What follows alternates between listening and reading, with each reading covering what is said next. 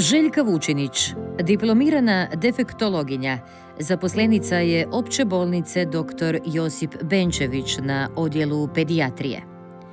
U svom dugogodišnjem radnom iskustvu primjenjuje različite oblike rehabilitacije i dijagnostiku s djecom s neurorazvojnim simptomima, motoričkim poremećajima, poremećajima govorno-jezičnog razvoja, ADHD-om, poremećajima iz spektra autizma, intelektualnim teškoćama, višestrukim teškoćama, s djecom s teškoćama učenja te perceptivnim teškoćama.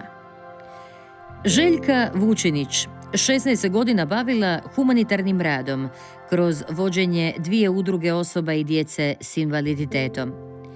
Za svoj humanitarni rad i program Udruge za poticanje zdravog razvoja djece i mladih dobila je prestižnu nagradu Shackle Teachers Wichita, Kansas, USA 2004. godine. Iste godine dobila je i nagradu Svjetske zdravstvene organizacije.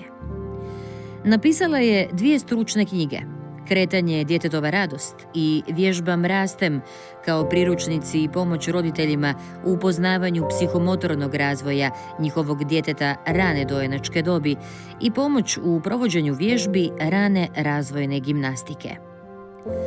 Željka Vučinić autorica je priručnika grafomotorike i percepcije za predškolce, Mala škola, Učimo opažati, Hoću mogu i Vesela sveznalica.